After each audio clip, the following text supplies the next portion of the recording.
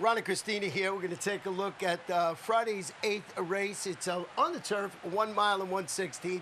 So $50,000 claim is $50,000 down to $40,000. And Christina, I started off with the number 3 Eternal Rule, who moved to the Dave Brady barn via the claim after awarding its many backers when he drew clear defeat. $30,000 3 lifetime claimers. He won that race by 5 lengths despite the fact that he drifted out badly in the stretch.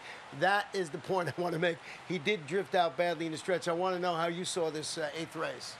Well, I was very torn in this race because there were several ways that I wanted to go. I ended up going with number 2, Monument Hill.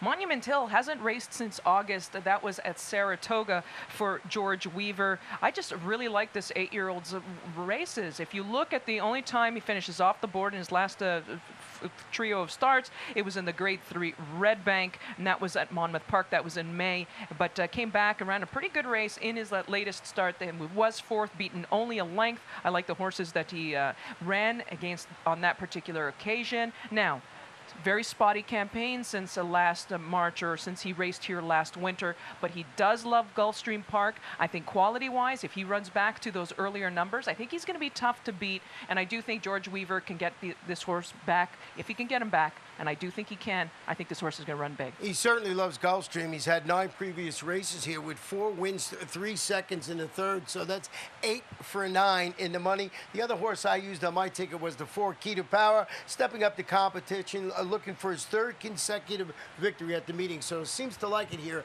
in Hallandale Beach. He sure does, and one of the horses I decided to throw on my ticket just because I know him from Monmouth Park, and that is number 6, Tune Me In. He's now racing for Christophe Clement, and last time didn't really show a whole lot in that return. In his first start for Christophe, he was 10th, well beaten on that day. But I have to tell you something. Again, I know him from Monmouth Park. I know when he was in the Bruce Alexander's barn. This horse is a miler. He wants a mile, maybe at best a mile and a 16th. I think that the cutting back and trip, and if he's right today, I think he can hit the board in here. I also threw in number 8, Ampersand, from the Rick Violet Jr. barn. He's a closer, and if he gets some pace, he'll have something to run into. Well, we gave you about 6 horses here, so if you're using this race tomorrow in the Rainbow Six, you got to go a little deep. Ron and Christina.